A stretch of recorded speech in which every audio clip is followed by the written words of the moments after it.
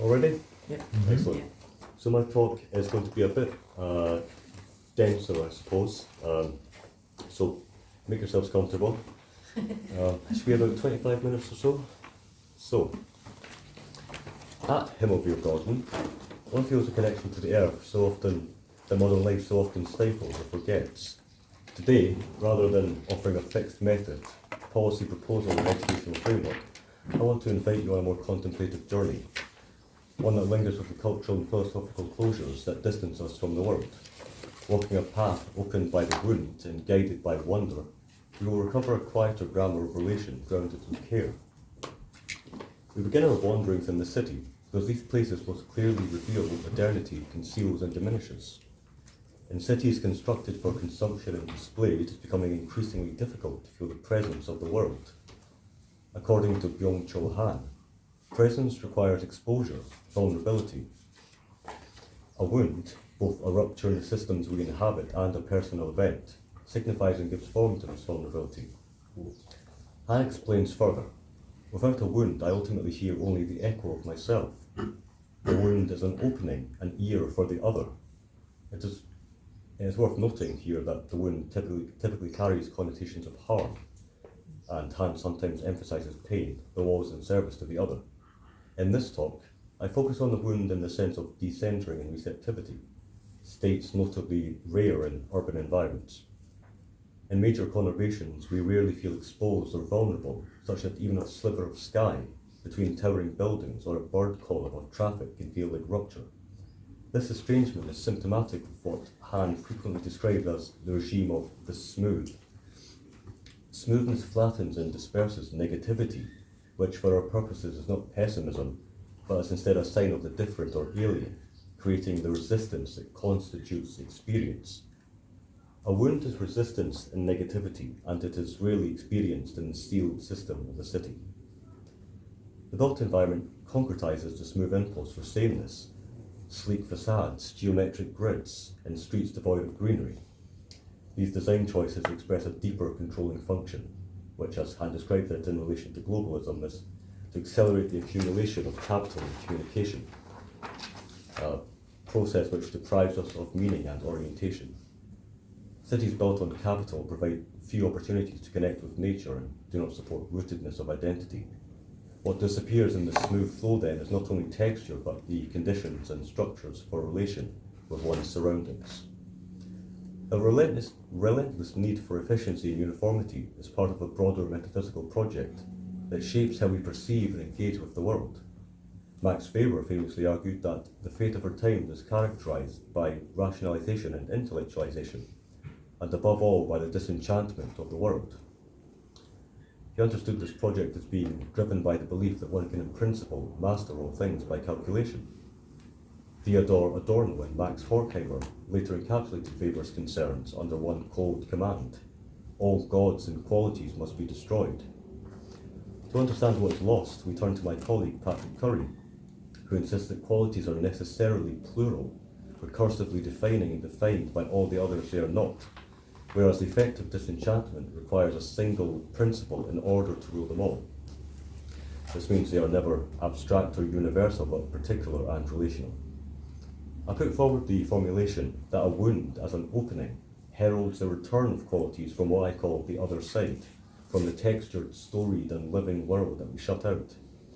The groundwork of ecoliteracy lies here, not in data or facts, but with attentiveness to qualities, and the felt particularity of places, textures and presences. Without these there can be no wonder. Wonder is the heart of enchantment. It is always directed at another, as Curry insists. Quote, enchantment is a matter of relationship. That in turn requires each party to be distinctive and therefore different, requiring a gap between them over which they can meet. That in turn creates a third thing, something new in the world. Difference is therefore essential, as are certain dispositions, namely openness, respect and tolerance.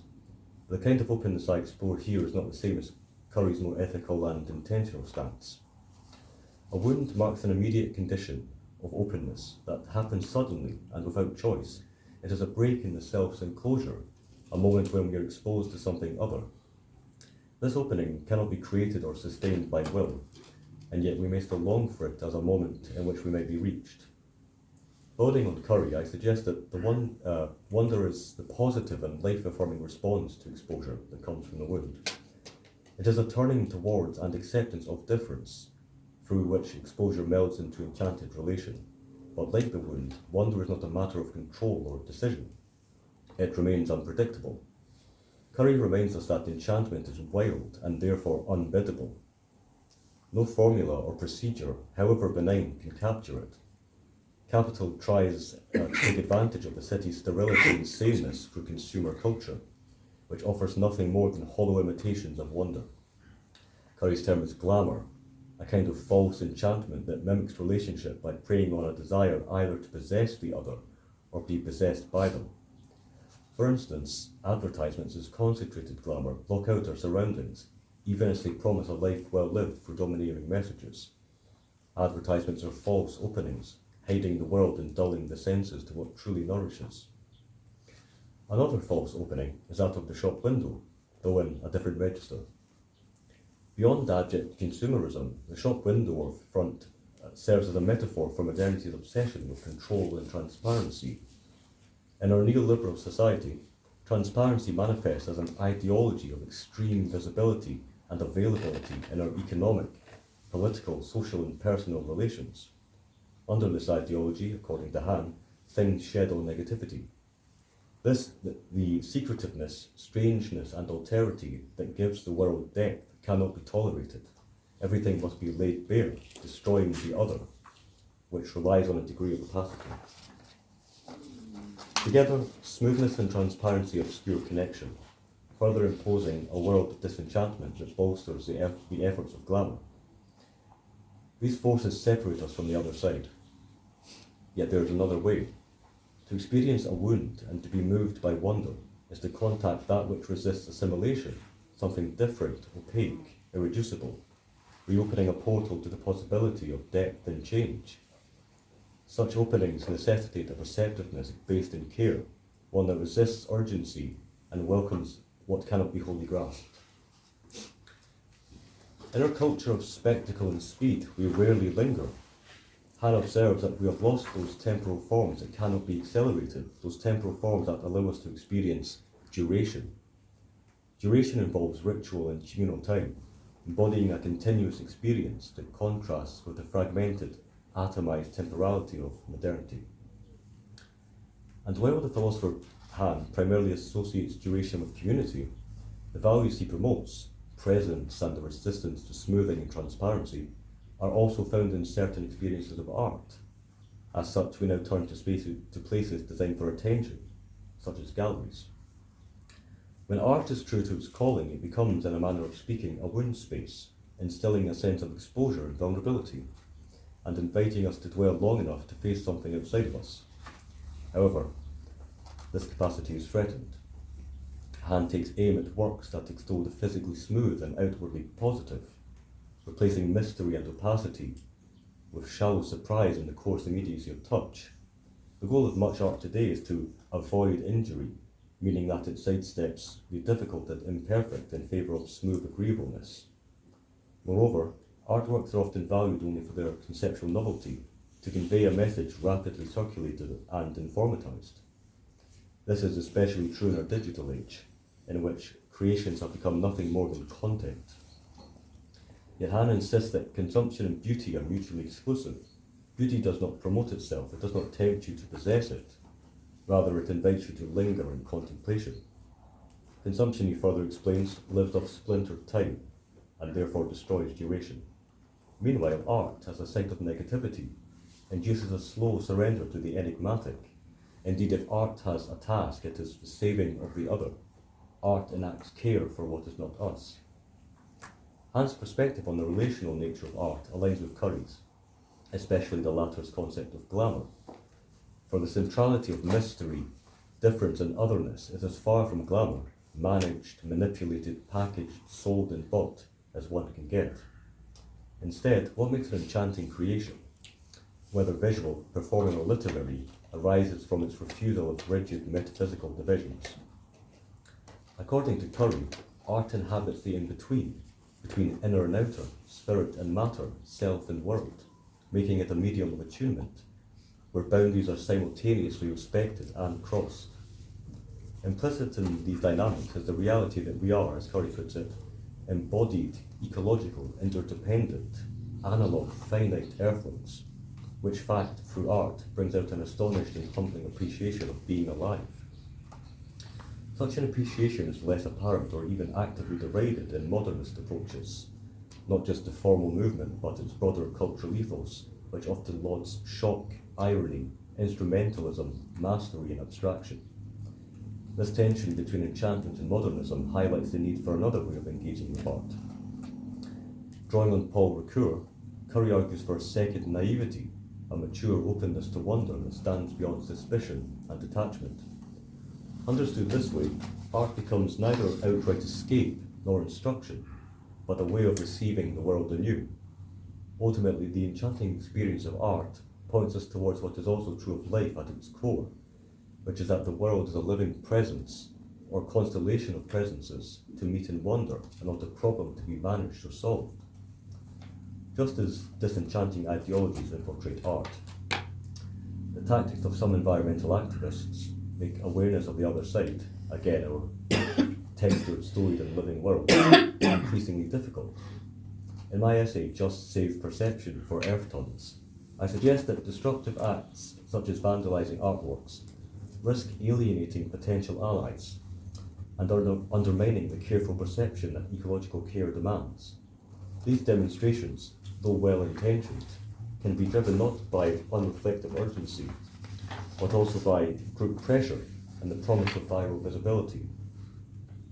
At times, they reflect a reactive disdain for Western cultural heritage, reducing complex histories and ideals into monolithic symbols of oppression complicit in ecological collapse. Galleries, as well as places like museums, remain some of the last locations where the self can soften enough to meet the world again. To disrupt these spaces and to damage artifacts, I suggest, is to risk closing the very portals through which transformation becomes possible. To look is not necessarily to preserve elite culture for its own sake, but about defending the fragile conditions in which ethical attention can still flourish. Attention is a private act, as well as a shared cultural responsibility that must be protected. But not all meaningful encounters come through individual works of art. Some are held in the wider structures of memory and place. Thus we now find ourselves stepping beyond the boundaries of the city altogether towards cultural landmarks. Consider that heritage sites, especially those entwined with the rhythms of the earth and with myth, offer a pause because they are rooted in the land itself in ways we can still stand within. Yet they are increasingly drawn into contestation through performative conventions and activist disruption. Take Stonehenge, for example. This site tells a story of people in place, like a hand rising from the earth and reaching across time, bearing wisdom not yet silenced by steel and concrete. Sadly, smoothness and transparency hinder connection even here, precluding the possibility of wound or wonder, for signs urging selfies encircle the entire monument. According to Han, the selfie announces the disappearance of the kind of human being who is burdened by destiny and history, meaning that they erode historical consciousness and the capacity to be shaped by what exceeds the self. This disregard for historical continuity and collective identity finds its embodiment in the figure of the jumping man, the narcissistic, self-displaying subject constantly in motion.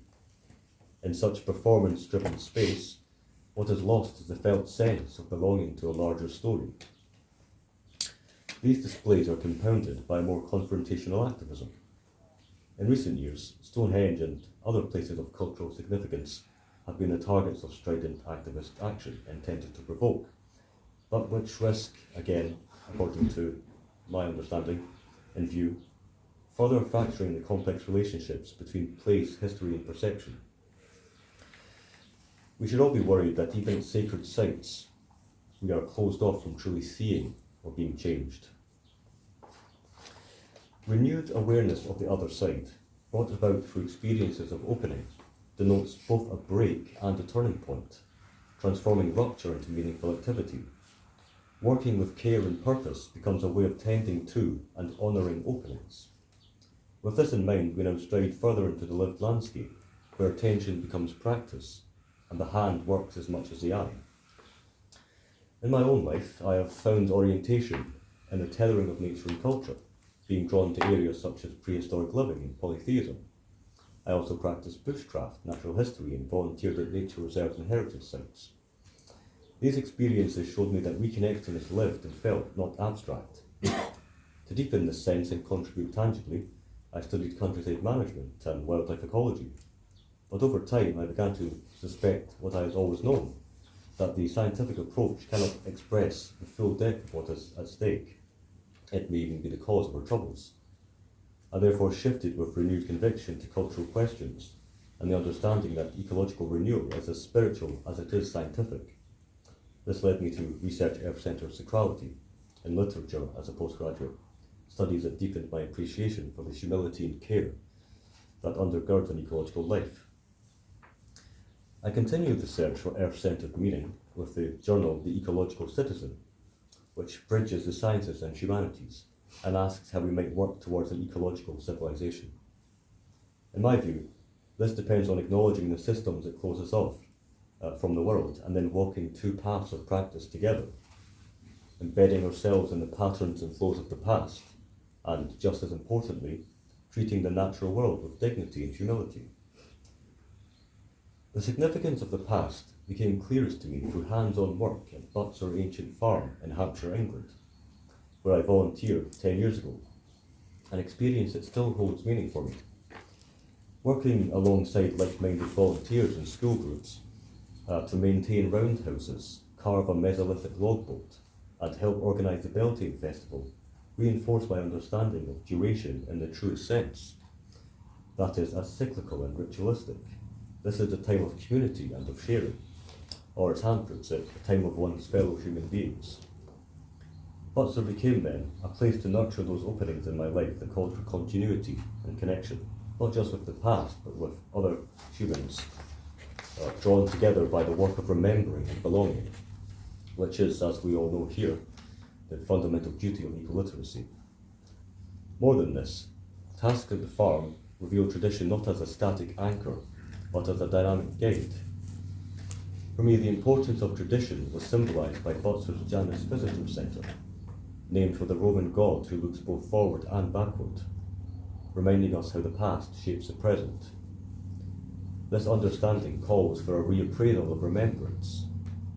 Curry articulates this need through his concept of radical nostalgia, meaning not sentimental longing, but a remembering which empowers rather than disables.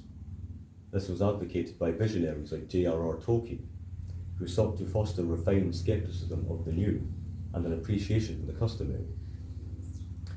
Closely related is the notion of a non-reactionary conservatism, which, as Curry suggests, is cautious, even suspicious of change, and accepting of the reality of limits. For such habits and values, we may resist the fluttering pace and pressures of modernity.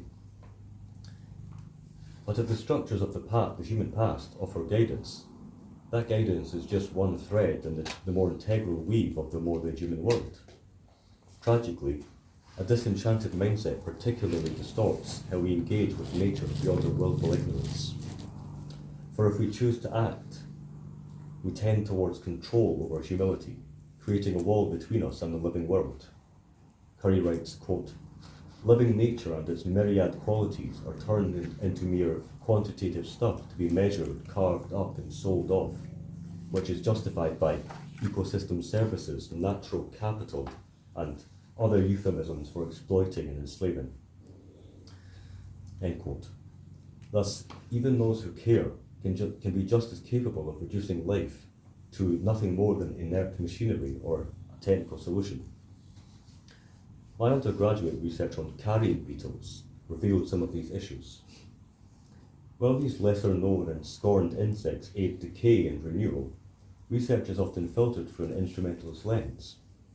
Worse, a general prejudice against insects, propped up by a desire for progress and conservation, leads to widespread killing in the name of a more rigorous dataset. Against this, I chose another path after being made vulnerable by and receptive to these creatures. Inspired by the ethos of compassionate entomology, I opted for non-lethal methods in my study, respecting the beetle's dignity as far as possible. Such decisions reflect a shift in worldview, which contemporary animism, understood as a post-secular relational ontology reclaimed from colonial perspectives, helps express. Graham Harvey describes animists as those who believe that the everyday world is full of persons, about whom and with whom we make choices and enact relationships. This stance naturally brings forth an engagement with nature that is, as Curry suggests, pluralist, perspectival and sensuous. To be ecoliterate in this context is to know the land as community and to recognise its inhabitants as human and non-human, as participants in shared lifeways. This is a porous and interpersonal mode of being that resonates with the wound's vulnerability and the relationality of wonder. It does not smooth the world into a resource, nor render it transparent to the human will. Accordingly, an animist earth is one of caution and care, resistance and enrichment. Such an interplay is what earth-centered sacrality entails. Valuing radical nostalgia, adhering to non-reactionary conservatism, and adopting an animist attitude reshapes how we live. This perspective encourages us not to disparage the tried and true, the old and slow. Conservation efforts become grounded in the local in particular, led by love for the land. It urges empathy and respect for all living things, and it helps us to step back and let the earth breathe when the day is done. Our journey now brings us to the edge of day. In my essay Defiance at Half Light for Elsewhere Journal, I propose that by attending to twilight, a time that is simultaneously for and not for us, we become not merely creatures of the day, advocators, managers, defilers, but wanderers in a wider world. As a daily rupture in algorithmic time, twilight, like a kind of temporal wound, reveals subtle qualities that daylight often washes out. It does so through its negativity, not through what it presents, but through what it withholds. Half-light unsettles the totalizing clarity of the day. In contemplating it, the world is not conquered or corrected, only held. We need to remember how to take solace in what we already have, situating ourselves in nature's enduring realities instead of always striving. Hand supports this view in a warning. Inactivity constitutes the human. Without moments of pause or hesitation, acting deteriorates into blind action and reaction. Without calm, a new barbarism emerges. As I've already suggested, this is particularly true of our ecological moment, in which it is all too easy to be swept up in righteous urgency. Counter to this, Han describes the need for a politics of inactivity, capable of bringing forth an intense and radiant form of life. I believe that this constitutes a challenge not only to the destroyers of the earth, but also those good people who have forgotten how to be still. Alas, at nightfall, the human figure reaches for light, accelerates pace, seeks resolution. Darkness, literal and metaphorical, becomes a limit to dread. Curry believes that we venerate light because we associate it with logos, reason, heaven, and maleness, thereby diminishing the sources of enchantment in mythos, emotion, earth, and the female, which he argues springs from eternal darkness. Seen this way, darkness symbolises a refusal to be reduced or fully known. It resists the rationalist drive of anthropocentrism that is sceptical of limits, and reminds us that meaning arises not from rule but from reverence. Darkness and death are synonymous, both representing in modernity a lack of meaning and vitality. Staying on our subject of wounds and rupture, death is the ultimate limit, the final rupture. For Han, it is a losing oneself in the other that puts an end to narcissism, and therefore constitutes the negativity par excellence. Yet under capitalism,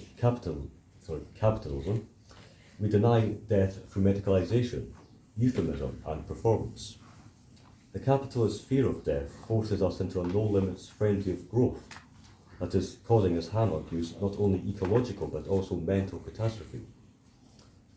Curry suggests that the roots of this catastrophe can be traced back to distorted forms of spiritual idealism and scientific materialism, which worship death as spiritual fulfillment, or fearing it as the absolute end, crave scientific immortality. But there is another way. Death is neither saviour nor enemy. Instead, it is an opening, where the rupture of dying gives way to relation.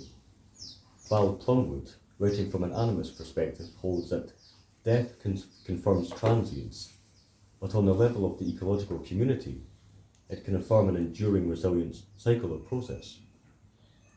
I suggest that for those still living within this cycle, awareness of death calls us back into participation with life, inspiring greater care.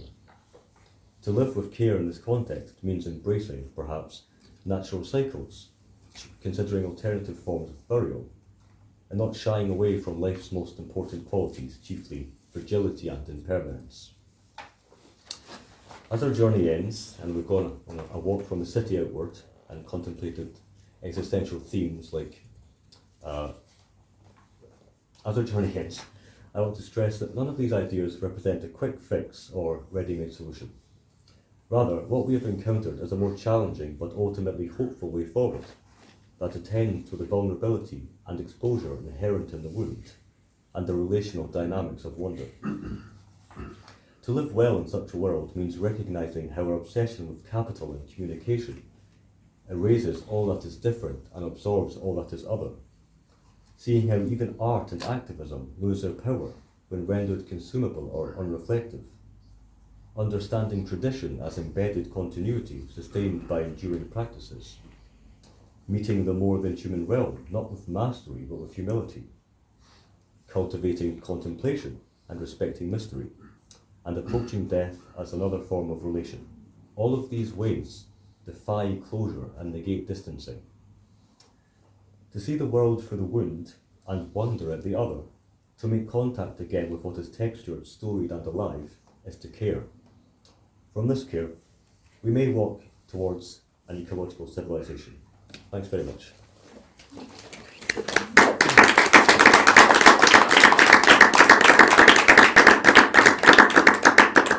Now, I am aware that was a very theoretical talk and I mostly just spoke for that, but if there is any time at all, perhaps you have any questions.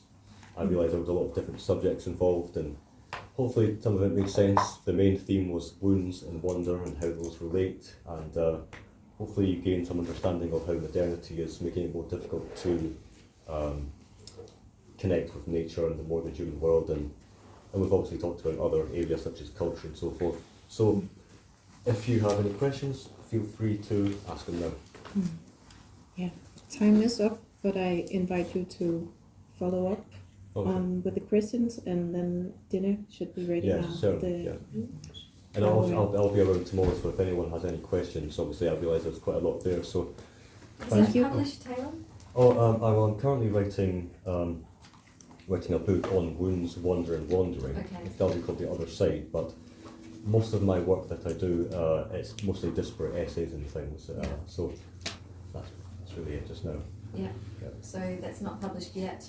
Not published yet, no. Excellent. A lot of the work that I did mention, The Ecological Citizen, that's the journal that I helped edit, and Patrick Curry, who was quite frequently mentioned there, he's the editor-in-chief. He's written a lot about ecological ethics and wonder and Chapman and so forth. So, just search for The Ecological Citizen and you'll find us there. Not to be confused with The Ecological Citizens, plural. It's something different. Got it, no S. What name did you mention there? The name of the guy? Harry? Patrick Curry? Yeah. Patrick Curry, yeah. And Byung-Chul Han was the other philosopher that I used there, the Korean German philosopher, who mostly studies things from a more cultural angle, so neoliberalism and that sort of thing. So hopefully So not your relation then? Say again, sorry? Isn't your last name Han? Oh no, sorry, it's Hood. Hood. Yeah. Okay, it's the accent. Yeah.